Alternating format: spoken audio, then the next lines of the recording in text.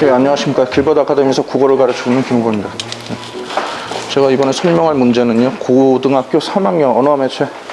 이 언어 매체 문법이에요. 보통 매체는 잘 안 나오고, 그 중에서 16세기 문법에 대한 이해입니다. 예, 여기서 몇몇 문법 요소, 16세기 문법 요소에 대해서 짚고 있는데, 뭐 하위 등급 학생이라면 뭐 일일이 다 설명해야 되겠지만은 2등급 정도 잡고요. 예, 선지에서 다루고 있는 부분만 딱딱딱 짚고 빠르게 진행하겠습니다. 고등학교 3학년 2등급선 잡고요. 예, 아까 말씀드린 대로 16세기 문법이고요. 예, 여기에 대한 이해가 되어야 접근이 가능하고요. 예, 이걸 알고 있는 상태에서 제시된 지문에 대해서 그냥 적용하는 문제입니다. 문제는 단순합니다. 자, 그래서 예, 몇몇 필요한 문법 요소들을 짚을게요. 읽어보면서. 예, 보통 문제는 다 이런 식입니다. 자, 조금 올려주시겠습니까? 보시면은 예, 거기까지요. 지금 보면은 예, 고전 문법 같은 경우는 본문 제시하고요. 본문만 제시하는 게 아니라 보통 해석이 같이 들어갑니다. 해서 예, 위쪽을 읽으면서 당황할 필요가 없고요. 위에 거 읽으면서 이게 매치가 어떻게 되는지 그것만 잘 보시면 돼요. 예. 예, 내 무슨 글을 배운다 라고 했습니다. 밑에 해석을 보니 너는 무슨 글을 배웠느냐 라고 되어 있어요. 끝이 다로 끝나고 있는데 해석은 의문으로 되고 있습니다. 그렇죠? 자, 보면은 조영재 선생님, 예, 지금 니은다로 끝나고 있잖아요. 이게 지금 문법 요소로 지칭을 어떻게 하죠? 니은다라면 원래 평서문으로 보이는데 지금 이인칭한테 얘기할 때는 의문형으로 나옵니다. 예, 예. 의문형 어미는데요.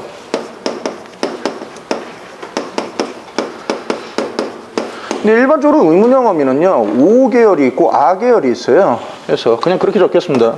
뻑큐 아닙니다. 그리고 O 계열은 예, 조용히 씨, O 계열은 의문문이 어떤 의문문일 때? 이제 설명문, 판정문 갈려질 때 그 나눠서 보는 거예요. 예. 설명 의문이고요. 판정 의문문인데 보통 학생들한테 설명할 때는 설명 의문문 같은 경우에는 영어에 의문사 있는 의문문이다 그냥 이렇게 이야기를 하고요. 판정 의문문은 뭐 비동사나 두동사로 질문하는, 그러니까 yes와 no로 끝나는 예, 그런 것입니다. 그런데 2인칭일 때는요, 예, 이걸 구분하지 않고요. 전부 다 니은답니다. 이걸 알고 있어야 되고요. 그 다음 보겠습니다. 예, 논어 맹자 소학을 늘고라. 예, 그걸 읽는 됩니다. 내 매질 무슨 이력하난다 라고 되어 있죠. 지금 보면 이 삼각형처럼 생긴 거 있잖아요. 매질. 이걸 뭐라고 하나요? 반치음이라고 합니다. 예, 대략 한 언제쯤 사라졌을까요? 한 17세기, 임진왜란 이후에 사라졌어요. 예, 그 반침은 대략 한 16세기 들어서면서 서서히 사라지기 시작했고요.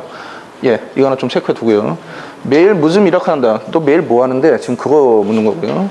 매질 73배에 늘어, 73배, 3배는 저라는 게 아니고요. 새벽에 일어나서 학당의가 스승님께 글 듣잡고 이렇게 됐습니다. 예서 하나 좀 체크 좀 할게요.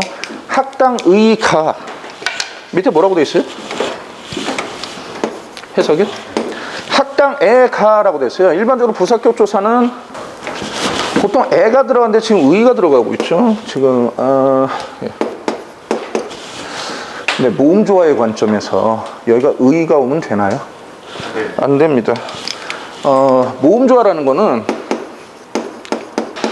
예, 양성모음은 양성모음끼리, 음성모음은 음성모음끼리 어울리는 거예요. 그러니까 양성, 음성을 구분하는 거죠. 근데 좀 간단하게 이야기하면 학당에 할 때 아는요, 양성입니다. 근데 의는 음성이에요. 원래 그럼 뭐가 와야 되느냐? 얘가 와야 됩니다. 근데 지금 모음조화가 깨지고 있는 거죠. 예, 이겁니다.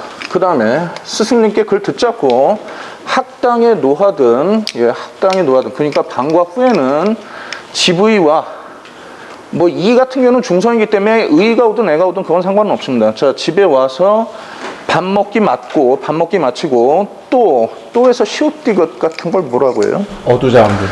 예, 어두자원구입니다. 현대는 없죠. 그렇죠? 예, 그게 지금 여전히 15세기에 쓰이고, 스승님끼 같은 경우도 시옷기역이죠. 예, 그런 것도 어두자원구입니다. 여전히 쓰이고 있습니다. 자, 또 학당에 가셔, 품쓰기, 글쓰기 하고셔, 품쓰기 맞고는 마치고예요. 자, 글쓰기를 마치고, 연구하기, 시집기하고, 연구하기 마치고, 시집기 마치고, 글 입히, 글 읊기입니다. 자, 입히하고, 그런데 글 저기에는 뭐라고 돼 있어요? 입히죠. 같은 글이에요. 입히, 그런데 입히 그러죠. 표기가 지금 다릅니다.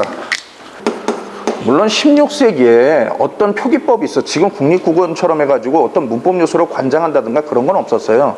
그러다 보니까 저렇게 틀린 게 나오는데, 자, 그럼 그대로 좀 적어볼까요? 자, 입히하고 입히가 있단 말이에요. 입히는 무슨 적기인가요, 선생님? 위에 거 말씀이시죠? 예, 입히. 이어적기. 이어적기입니다. 자, 그리고 입히는 뭔가요? 거듭적기. 거듭적기입니다. 그냥 그 당시 이런 법칙이 있으니까 여기에 맞춰서 써라 그게 아니고요. 그냥 어르신들이 그냥 이렇게 쓴 겁니다. 그냥 혼재하고 있다는 거죠, 이게. 그죠? 이거 말고 오늘날 우리가 쓰는 끊어적기가 있는데, 예, 이게 지금 나타나고 있었다라는 그 흔적을 지금 보여주고 있는 거고요. 글 잎이 맞고 스승님 알패 글 강하노라 해가지고 지금 마무리가 되는데, 추가적으로 좀 더 보면은,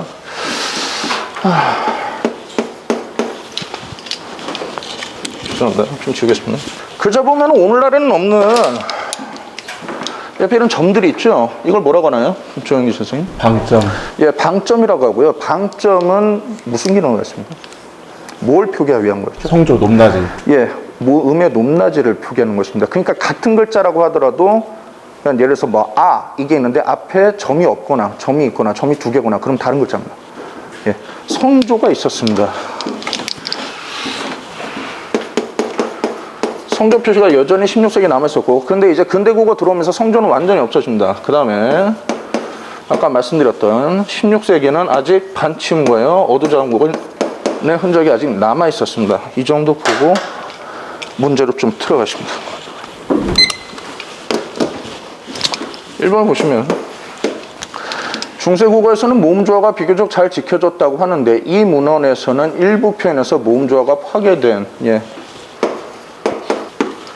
이게 나오고 있고, 그 다음 각 음절 앞에 방점이 있는 것으로 보아 소리의 높낮이를 통해 단어의 뜻을 구별했던 중세국어의 흔적. 아까도 말씀드렸지만은 같은 글자라고 하더라도 점이 달리 찍히면 다른 글자로 판단합니다. 분명히 방점이 있었고요. 그 다음 세 번째, 같은 표현의 표기가 다른 점이 발견되는데, 예, 입히하고 입히죠. 자, 이는 이어적기와 거듭적기가 혼용되고 있음을 나타내는 증거로 볼 수 있다는데, 대부분 학교에서 배울 때는요, 거듭적기는 거의 근대국어의 특징으로 배우는 경우가 많습니다. 근데 저건 중세국어인데, 뭐 여튼요, 나와 있으니까. 네 번째, 2인칭 조의 경우 어마럼이 니은다가 의문사가 없는. 자, 근데 아까 무슨이라는 말이 있었죠? 그렇죠? 의문사가 있었습니다. 의문사가 없는 판정의문문이라고 했는데, 판정의문이 아니라 설명의문문입니다. 자, 그래서 4번이 틀렸고요. 그 다음 다섯 번째로, 현대국어에서 사용하지 않는 반치음, 어두저음군. 예, 아까 매질이 있었죠. 매질이 있었고, 또가 있었죠. 아이고. 그러니까 이런 것들이 있었습니다. 예, 뭐 풀이 이 정도 되고요. 이거 문제는 가만히 보면은요, 현대국어하고 연계하는 부분은 비교적 없습니다. 이게 내신 문제인데, 수능국어에서는 고전국어 문제가 100% 나와요. 3학년 기준으로. 근데 그게 왜 나오고 또 왜 난이도가 기본적으로 있느냐? 예, 고전국어만 묻는 게 아니라 그거를 선지를 판단하는 데 있어서 현대국어 문법을 같이 생각해야 되기 때문이에요.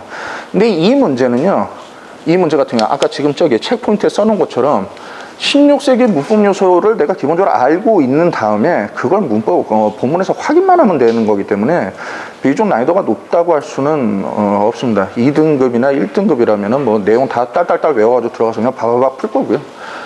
하위 등급 학생들 같은 경우는 아까도 말씀드린 것처럼 뭐 공부가 제대로 안 된 학생들이 있을 거기 때문에 제가 이렇게 지금 이야기했었던 부분들 하나하나 다 설명을 해줘야겠죠.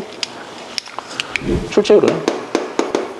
예, 기본적으로 이게 범위에 들어간다라고 하면은 글을 전체적으로 글 안에 있는 문법 요소를 하나하나 단독 문제로 내지는 않아요. 그러니까 종합적으로 묻는 거죠. 예, 보통 이런 문제들은 그냥 나온다고 봐야 됩니다. 예, 근데 2등급이라면 아까도 말씀드린 것처럼 이게 내신 문제고 그러면 2등급, 1등급 정도면은 지금 본문 안에 있는 내용들은 다 딸딸딸 외워져 있을 겁니다. 난이도는 크게 높지는 않습니다.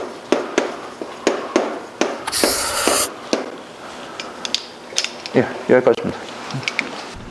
항상 볼 때마다 이제 필요한 내용만 판서 깔끔하게 해주시는 게 좀 많이 배워야겠다 싶고요. 사실 2등급에 맞춰갖고 군더더기 없이 이게 좀 늘어지면 늘어질 수 있는데 2등급 타겟으로 정확하게 핵심만 짚어준 것이 좀 깔끔하고 보기 좋았던 것 같습니다. 자, 교보문장 수고했어요. 예.